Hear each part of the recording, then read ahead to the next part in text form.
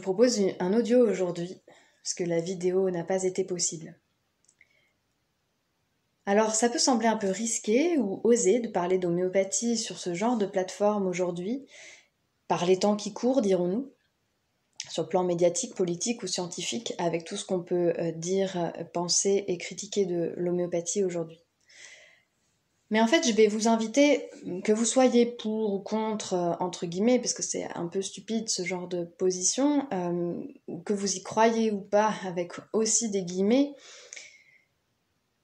de prendre du recul et d'essayer de voir ce que cette homéopathie peut apporter sur le plan philosophique, au-delà du débat de est-ce qu'il faut se soigner comme ça ou pas.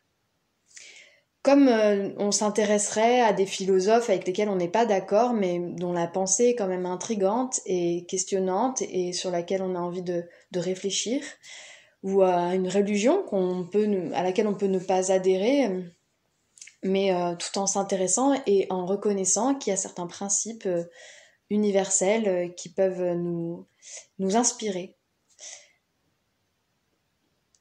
En fait, quand on dit, je vais faire une petite introduction là-dessus, mais quand on dit par les temps qui courent, si on regarde bien, les temps ont toujours couru de la même manière.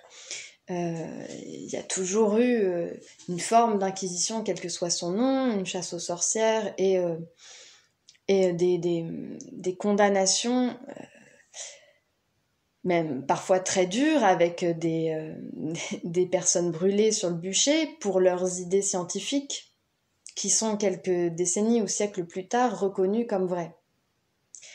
Et donc là, moi, je demanderais à ces personnes de se questionner quelle posture elles prennent aujourd'hui, quel personnage elles jouent. Parce qu'elles pourraient s'en mordre les doigts, en fait, le jour où l'homéopathie sera reconnue dans sa vérité, dans sa réalité. En fait, Samuel Hahnemann, qui est le découvreur des principes de l'homéopathie et le fondateur de l'homéopathie en tant que médecine au XIXe siècle, est particulièrement en avance sur son temps. Il faut reconnaître qu'on n'a toujours pas eu les moyens techniques, mais pas non plus les moyens intellectuels. Le monde n'est pas prêt intellectuellement au plan de sa pensée, de sa philosophie, à accepter l'homéopathie. Mais c'est pas impossible que dans les mois et années qui viennent, vous voyez apparaître des documentaires, des livres qui donnent des premiers éléments de compréhension et d'explication du fonctionnement du médicament homéopathique. Mais en fait, je vais pas passer de temps à essayer de défendre l'efficacité de l'homéopathie, parce que les personnes qui sont contre, entre guillemets, attendent de pouvoir prouver avec leur propre système de pensée et leur méthodologie scientifique la réalité d'un système de pensée qui est complètement différent et dont les méthodologies pour prouver sont différentes. Donc en fait, la méthodologie de la science aujourd'hui conventionnelle n'est pas adaptée à prouver que l'homéopathie fonctionne. Donc cela demande d'abord comprendre et s'immerger dans le paradigme en question pour voir quels sont ses propres outils de preuve d'une efficacité. D'autant plus qu'il y a de plus en plus d'intellectuels, de scientifiques et de médecins du système majoritaire, conventionnel, qui remettent en cause les moyens et les méthodologies de preuve scientifique aujourd'hui. En médecine, ce sera l'evidence-based medicine, qui est l'ensemble des méthodologies fondées notamment sur la statistique et qui permettent de prouver. Et en fait, on se rend compte que ça nous coupe de la réalité du terrain et de la réalité du patient et de la subjectivité qui vient à la rencontre de résultats d'études qui sont déconnectés du réel et de la personne individuelle. Quand on dit que ça ne marche pas, c'est que ça ne marche pas selon les critères de guérison de la médecine conventionnelle. Mais si on regarde les critères de guérison de l'homéopathie, la méthodologie n'est pas adaptée, et si on prend la bonne méthodologie, on verra que ça marche. Et encore une fois, j'en parle dans beaucoup de mes interventions, qu'est-ce que guérir? Et en fait, qu'est-ce qu'on attend d'un médicament? Et c'est possible, et j'y reviendrai peut-être, que dans le système conventionnel, on n'attende pas la même chose d'un médicament que dans le système homéopathique. Et là, ça devient intriguant, mais en fait, guérir, ça devrait être la même chose pour tout le monde. Ou améliorer sa santé, ça devrait être la même chose pour tout le monde. Eh ben non. Eh ben non. On part pas avec les mêmes mots, on part pas avec les mêmes concepts, on part pas avec les mêmes attentes. Et la réelle question, c'est est-ce qu'on a encore le droit de vouloir pour soi-même quelque chose de différent que le courant majoritaire? Cette vidéo, je l'ai donc intitulée Parler d'homéopathie autrement. Parce que je vais pas vous faire ici une leçon d'homéopathie, un cours magistral. J'ai envie de l'aborder selon d'autres angles pour vous montrer à quel point c'est génial, à quel point il y a une philosophie derrière, c'est beaucoup plus vaste et beaucoup plus grand que les livres de vulgarisation qu'on trouve dans le commerce. Beaucoup de personnes même qui utilisent l'homéopathie au quotidien croient savoir ou croient connaître ce que c'est alors qu'elles en ignorent toute l'immensité et toute la profondeur. Et je ne vais pas reprendre tout ce que j'ai écrit déjà dans mon livre Comment se soigner et guérir aujourd'hui. Je vais essayer d'apporter d'autres éléments. Bien sûr, il y aura des notions en commun qui me semblent nécessaires de répéter.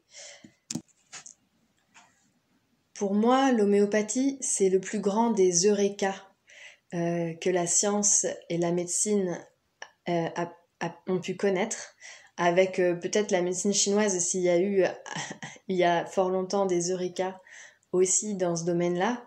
Mais c'est tellement génial, cette approche de l'être humain, mais qui ouvre aussi sur l'approche du vivant et du monde, en fait.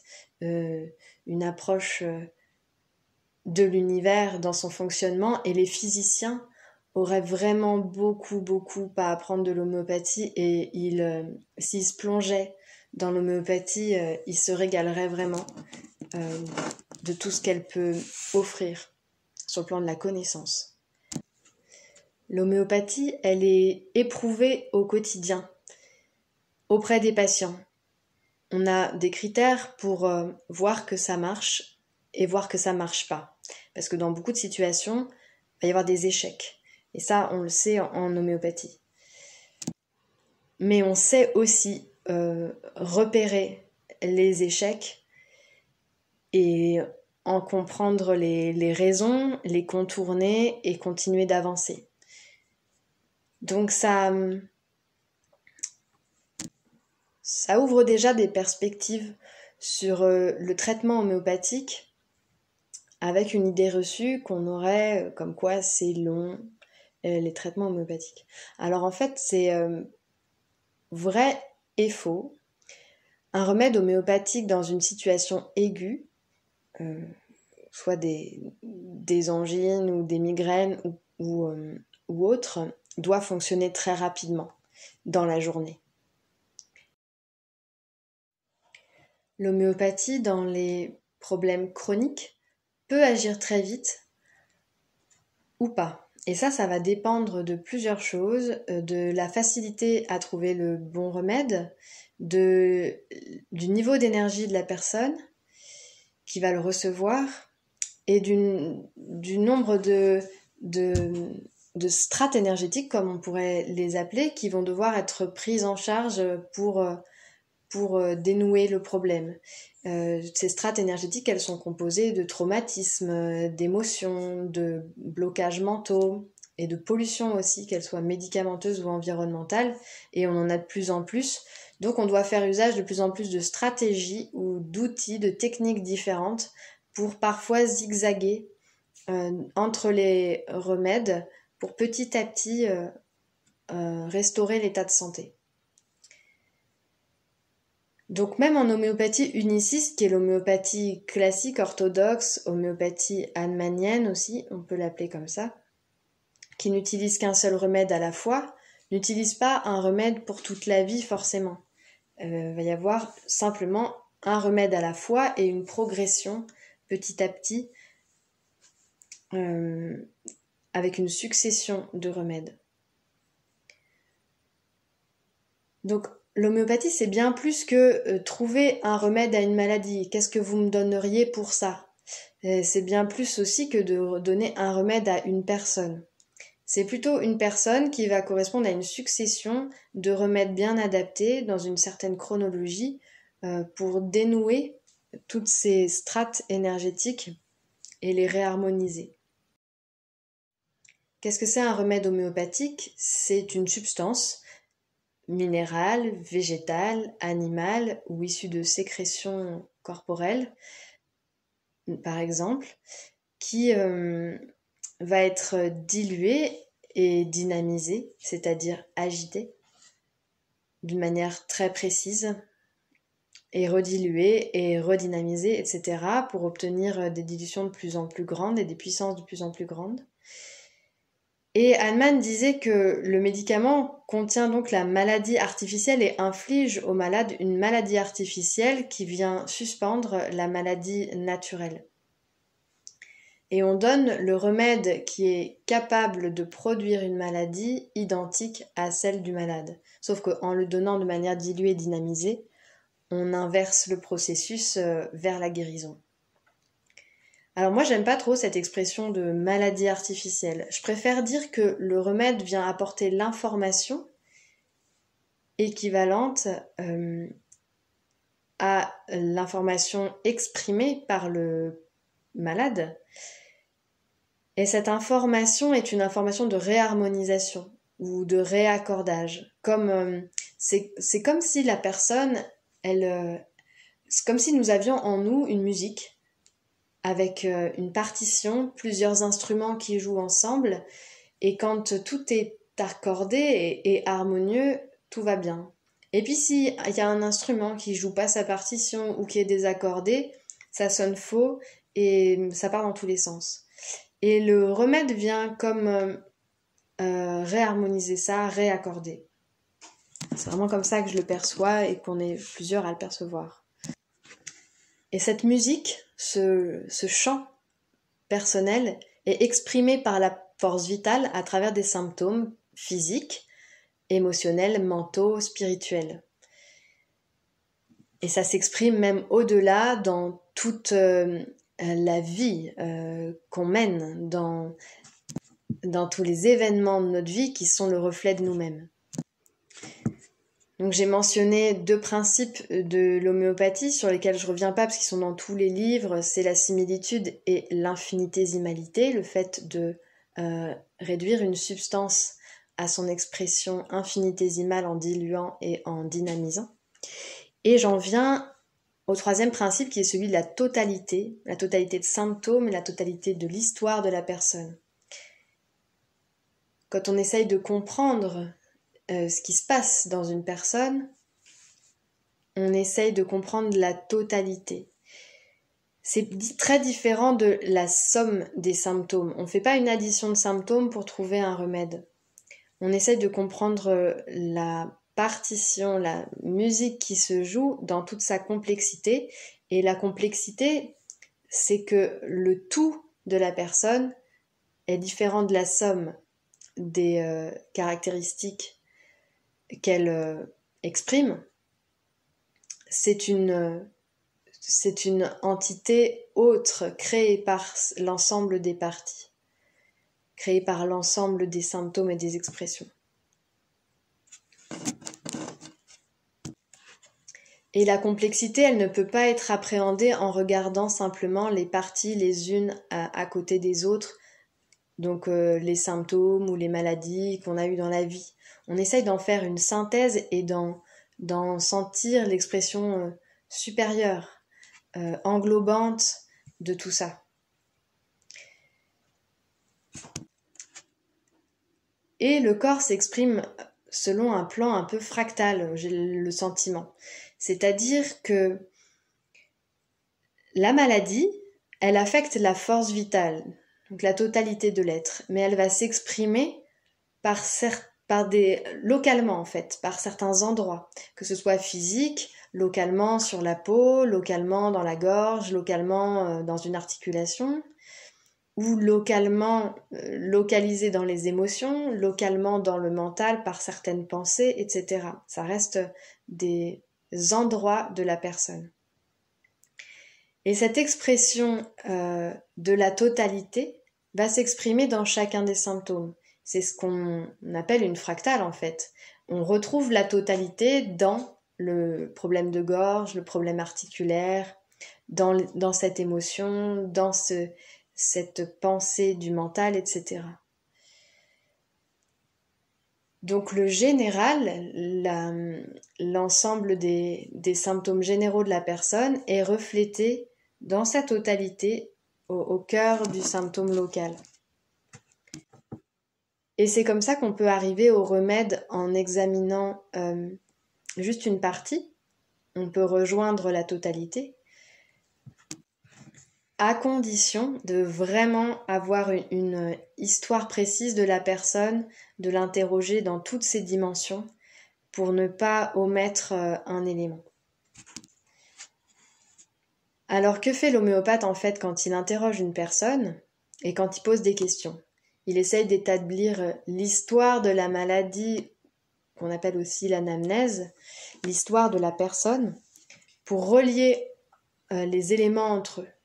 Relier les symptômes physiques, les symptômes mentaux, les symptômes émotionnels et spirituels avec la vie, les événements de vie, et relier le passé avec le présent aussi. Tous les événements du passé renseignent la totalité de la personne. Et finalement, on pose les mêmes questions que d'autres médecins ou d'autres thérapeutes ou qu'en naturopathie, etc. Mais derrière la question, la réponse, on va l'interpréter différemment.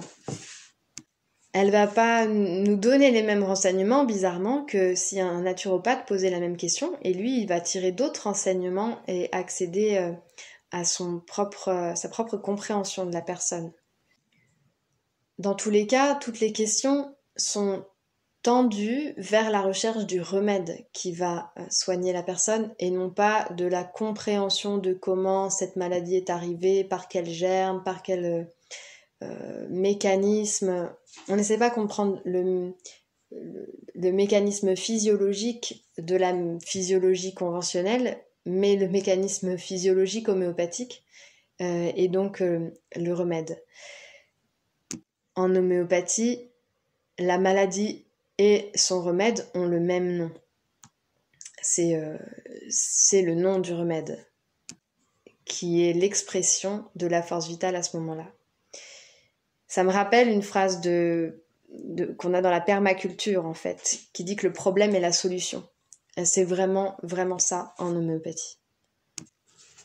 Donc, l'homéopathe, quand il l'interroge ou quand il l'écoute, il est dans une écoute particulièrement active dans laquelle son ressenti participe énormément.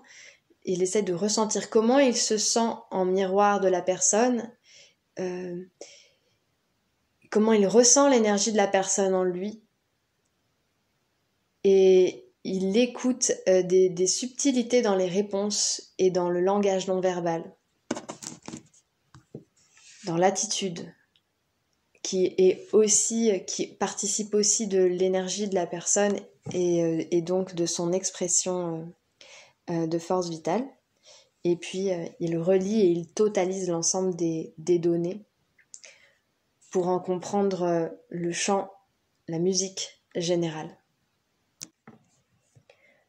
J'ai fait une autre analogie avec un système différent de l'homéopathie qui serait le taoïsme. Dans le taoïsme, on va dire ce qui est en haut est comme ce qui est en bas.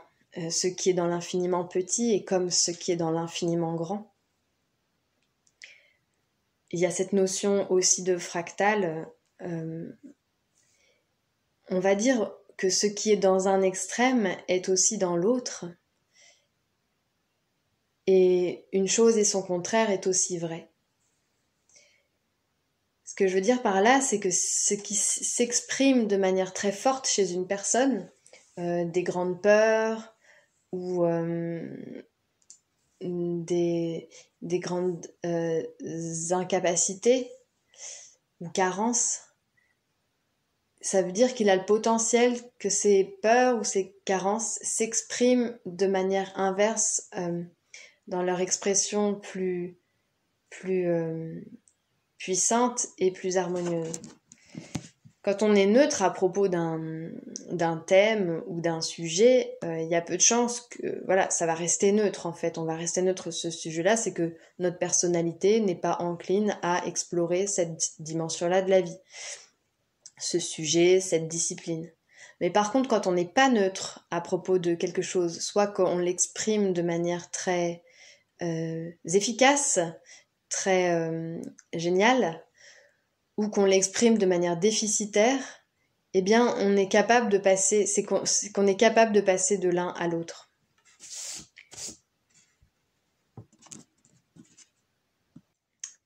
Et je trouve cette approche-là vraiment intéressante parce que ça veut dire que quand on a un problème, c'est qu'on est vraiment capable du contraire, qu'on a tout le potentiel pour que le problème s'inverse. Et de pouvoir réaliser la version sublimée du problème. Et qu'est-ce que guérir en homéopathie ? J'ai déjà plusieurs fois tenté de répondre à cette question. Il y a deux aspects, deux éléments principaux. Le premier, c'est que la guérison, c'est pas la disparition de la maladie ou pas uniquement ça. Évidemment qu'on la souhaite. C'est pas uniquement ça, c'est l'augmentation du niveau de santé, de l'état global de santé de la personne. C'est-à-dire qu'après une maladie, on doit se sentir mieux qu'avant la maladie, dans le sens où elle est traitée par un remède homéopathique, on est réharmonisé et remis sur le chemin de sa vie avec toutes nos potentialités, un équilibre, une clarté dans les pensées, dans les émotions et une énergie physique restaurée et souvent améliorée par rapport à l'état antérieur. Avec en plus la disparition des symptômes de la maladie qui nous a motivés à consulter. Mais on ne peut pas s'arrêter à la disparition des symptômes parce que en soi, elle ne peut pas nous indiquer si la santé s'est améliorée. Donc, c'est-à-dire si on va vers plus de vie ou si on va vers plus de maladies. Et là, j'en viens à un thème hyper important que j'aborde dans toutes mes interventions, c'est la suppression. Que ce soit avec des médicaments chimiques, avec des techniques naturopathiques, avec des techniques d'hypnose ou avec l'homéopathie ou autre, on peut faire des suppressions, ça veut dire qu'on peut être allopathique, on supprime des symptômes sans soigner ce que certains appelleront le terrain, ce qu'on peut appeler la force vitale, ou sans soigner dans tous les cas la totalité de la personne. Et quand on supprime un symptôme, on altère l'état général de la force vitale de la personne. Et ainsi, le dérèglement qui s'exprimait à travers le symptôme, qu'il soit physique, émotionnel ou mental, va se reporter à un autre endroit du corps et souvent créer des maladies plus profondes et plus chroniques. Aujourd'hui, la plupart des personnes en fait ont des maladies chroniques, que ce soit des affections d'anxiété, de dépression, des intolérances digestives, des rhumatismes, des maladies auto-immunes, etc.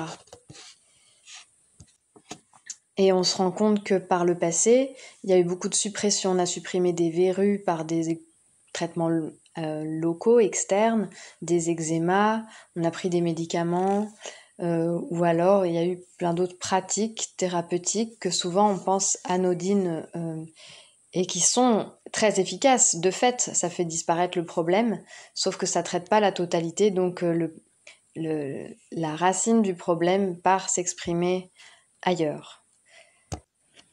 Donc pour dire qu'il y a une guérison homéopathique, il faut non seulement avoir la disparition des symptômes, mais aussi une amélioration de l'état de santé. Paradoxalement, l'amélioration de l'état de santé, ça va être un retour dans des états antérieurs. Donc on va devoir repasser par les maladies antérieure, et c'est là que c'est très intéressant et complètement ignoré de la médecine conventionnelle, c'est que quand on va en homéopathie soigner, on va remonter dans le temps et donc recréer les anciennes crises, revoir réapparaître les anciennes migraines qui s'étaient arrêtées, les anciens troubles cutanés qui s'étaient arrêtés à tel âge, on ne sait pas exactement pourquoi, mais en fait parce qu'il y a un affaiblissement de la force vitale à ce moment-là, qui va aller s'exprimer ailleurs, dans un autre endroit du corps. C'est toujours la même personne qui vit cette histoire dans son corps. Et voilà pourquoi, quand on interroge la personne, on s'intéresse à toute son histoire parce qu'on sait qu'on va remonter dans des états antérieurs. Et quand quelqu'un nous signale des nouveaux symptômes suite à la prise d'un remède, on lui pose la question, est-ce que vous avez eu ça par le passé ? Et si oui, c'est potentiellement bon signe parce qu'on est en train de remonter dans les niveaux d'énergie. Et c'est parfois très mal vécu et il y a des personnes qui n'ont pas envie de vivre ça, on peut l'entendre, mais il faut aussi entendre que c'est des états de meilleure santé, même si le symptôme peut sembler plus désagréable. Parce que ces douleurs d'arthrite, on les supporte, on les admet. Il y a toute la vie s'organise autour de ça. Remonter dans des migraines ou des allergies, ça peut être particulièrement pénible. Quand on remonte dans les niveaux d'énergie comme ça, on peut aussi passer par des phases aiguës, c'est-à-dire des phases de fièvre, et ces moments de maladies aiguës avec de la fièvre qui peuvent être très intenses et qui nécessitent beaucoup de courage et parfois des thérapeutiques spécifiques, vont permettre d'augmenter l'énergie et de repasser à une autre étape dans la guérison. C'est pourquoi en homéopathie, il y a très peu de ce qu'on appellerait des vrais aigus. Ça existe notamment quand on a un traumatisme, une intoxication aiguë, ou alors par rapport à une maladie épidémique qui vient nous impacter. Eh bien, en fait, ça va être des vrais aigus, mais la plupart du temps, c'est des faux aigus, c'est-à-dire des exacerbations de notre état chronique, de notre maladie chronique. Quand on fait des otites ou des angines récidivantes ou des migraines, c'est des exacerbations, des manifestations à un moment donné d'un dérèglement qui est constant et qui est toujours là. Quand on a des allergies saisonnières, faut pas les traiter juste pendant la saison, faut les traiter toute l'année. Parce que la maladie, elle est toujours là et elle se traduit à ces moments-là par d'autres symptômes qui sont mentaux, émotionnels, etc. en vertu de la totalité de la personne. J'en viens à la dernière étape de cette intervention, c'est quand ça marche pas. Quels sont les freins et les obstacles à l'efficacité de l'homéopathie en tant que médecine ? Il y en a plusieurs. Elles sont inhérentes aux thérapeutes d'une part, parce que la médecine homéopathique est vertigineuse en termes de connaissances et de savoir à acquérir. Donc on a des limites en fonction de son expérience et de sa sensibilité. Ensuite, il y a les limites du remède qui doivent être de qualité, qui doivent être bien préparés, etc. D'autres considérations que je laisse pour le moment. Et il y a celle du patient. Est-ce qu'il est prêt à livrer suffisamment de symptômes, à se souvenir, à s'observer ? Est-ce qu'il est prêt à vivre la cure homéopathique telle que je vous l'ai un petit peu introduite là ? Est-ce qu'il a beaucoup de blocages par rapport à son histoire de vie, ses pollutions, de blocages émotionnels, de blocages mentaux. Et là, il n'y a pas que l'homéopathie. Et dans certaines médecines, les soins psychothérapeutiques aussi, la personne, quand elle essaye de comprendre, de mentaliser ce qui se passe, ça peut la freiner dans sa guérison. Et ensuite, il y a toute l'observance. Est-ce que la personne prend correctement le remède et est prête à faire le suivi avec le thérapeute, qui est un suivi assez rapproché, assez intense, qui va demander éventuellement à ne pas supprimer toujours les symptômes qui apparaissent par des thérapeutiques, même si elles sont naturelles, parce que ça empêche le cheminement, le processus de guérison, la plupart du temps. Mais évidemment que là, c'est de la théorie. Dans la situation réelle, clinique, bien sûr que à chaque circonstance, on va s'adapter et quand il faut, quand c'est la seule solution de soulager en supprimant le symptôme, on va le faire. On va le faire et même avec l'allopathie conventionnelle si nécessaire, bien sûr. Alors je dirais, il faut savoir aussi attendre. Paradoxalement, moi je trouve pas que les guérisons homéopathiques soient particulièrement longues, parce qu'on considère qu'il faut 1 an d'homéopathie pour soigner 10 ans de maladie. Je trouve que c'est plutôt un bon ratio, sachant qu'il y a souvent des années de mauvaise hygiène de vie aussi, qui participent du problème. Donc, comme pour tout soin ou toute thérapeutique, pour moi, c'est important de savoir attendre aussi. Parce que certains remèdes vont développer leur efficacité sur plusieurs semaines ou mois. Et c'est en fait proportionnel à la manière dont notre propre organisme réagit. Est-ce qu'on a un organisme lymphatique plutôt lent dans ses processus ou un organisme hyper réactif qui fait toujours des processus violents et qui va souvent surréagir à l'homéopathie aussi. La formation des homéopathes leur enseigne à être humble, mais en fait c'est le quotidien qui rend humble quand on est homéopathe, parce que il faut reconnaître que c'est pas toujours évident et que c'est pas immédiatement toujours une satisfaction pleine et entière, on va dire.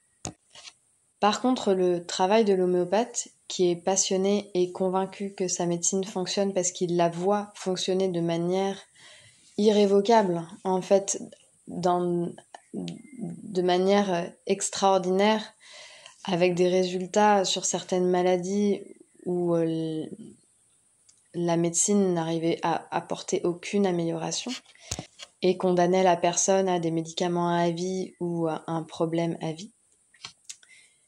Eh bien, nous mettons au service de la personne à travers l'homéopathie. Nous nous mettons au service tout le temps de la recherche du remède.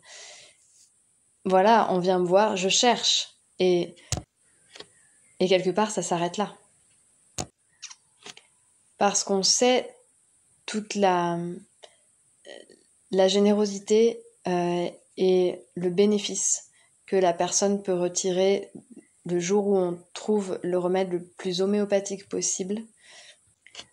Donc on apprend et on se met au service.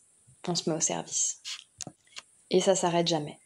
Et je dis ça pourquoi ? Parce que j'ai pas vraiment l'ambition dans l'état actuel du système de pensée dans lequel on vit encore à notre époque, que l'homéopathie soit reconnue et vraiment diffusée, ni même qu'elle bénéficie d'un statut comme en Inde, où elle est largement pratiquée, où il y a des hôpitaux qui lui sont dévolus. J'ai pas cet espoir, j'ai pas cette prétention. Par contre, je me conçois comme une passeuse de savoir d'un siècle qui a été un siècle d'or de l'homéopathie au 19e à un siècle futur où elle retrouvera toute sa noblesse. Je me considère un peu comme un conservatoire de savoir, dans le sens d'apprendre, de couver ce savoir, de le faire connaître en en faisant bénéficier les gens, de le transmettre, de l'enrichir, de le faire vivre, de manière à ce qu'il survive à ces époques jusqu'à un temps où peut-être la société sera prête à accueillir et à vivre cette vérité-là. Et la bonne nouvelle, c'est qu'on peut tous, qu'on soit médecin ou non, apprendre l'homéopathie dès lors qu'on en a la vocation la vocation profonde de prendre soin de l'autre. Et voilà, j'espère quand même voir le jour où notre monde sera prêt à découvrir le génie de cette médecine qui révèle en fait des lois universelles de l'univers et le génie de l'organisation de l'univers bien au-delà de la médecine. Voilà, je vous remercie et je vous dis à bientôt.